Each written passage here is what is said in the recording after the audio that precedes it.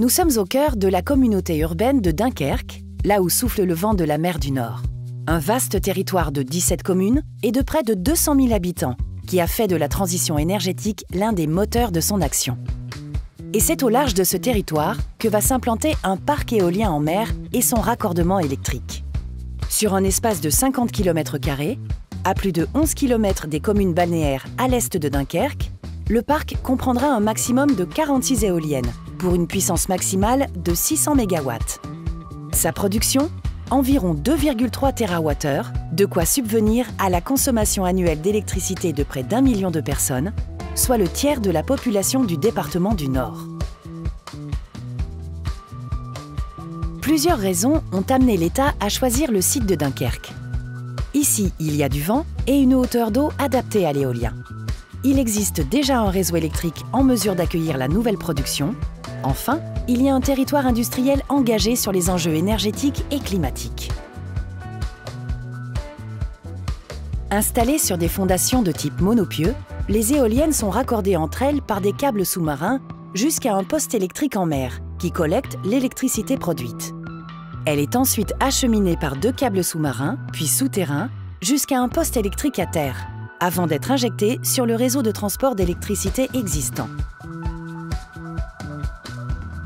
Le projet est porté par une double maîtrise d'ouvrage. La Société éolienne en mer de Dunkerque, EMD, composée d'EDF Renouvelables et d'Enbridge, est en charge du parc éolien en mer. RTE assure quant à lui le raccordement électrique du parc.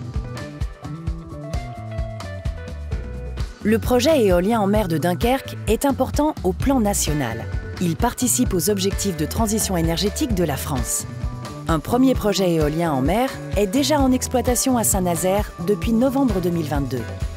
D'autres vont voir le jour dans les années qui viennent pour atteindre l'objectif fixé de 40 gigawatts en service en 2050. Il contribuera également au plan local à la création d'emplois. Le projet éolien en mer de Dunkerque est un projet de territoire. Il prend en compte les spécificités locales en termes d'emploi, de pêche, d'usage, de navigation, d'industrie ou de tourisme et bien entendu d'environnement, qui constitue un enjeu majeur pour le projet, tant dans la conception du projet que dans les conditions de sa future exploitation. La première phase du projet s'articule autour d'études techniques et environnementales, mais aussi de temps d'échange avec les acteurs du territoire.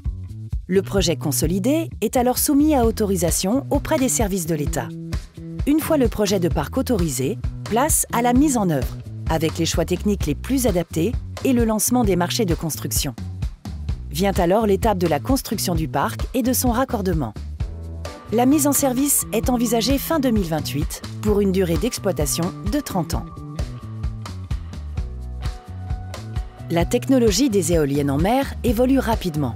Pour bénéficier des modèles les plus performants au moment de leur installation, le projet éolien en mer dunkerquois est le premier à faire l'objet d'un dispositif d'autorisation à caractéristiques variables.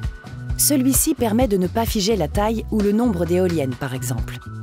Il est placé sous l'autorité du préfet pour garantir l'évaluation des effets sur l'environnement. Depuis le débat public en 2020, le dialogue se poursuit avec les acteurs locaux et les citoyens. Cette concertation est placée sous l'égide de la Commission nationale du débat public, et ce, jusqu'à l'enquête publique. Une illustration concrète, la création du premier observatoire environnemental qui mobilise de nombreux acteurs du territoire. Les échanges se prolongeront pendant toutes les phases de chantier puis d'exploitation. Aujourd'hui, l'aventure se poursuit et c'est ensemble que nous allons l'écrire.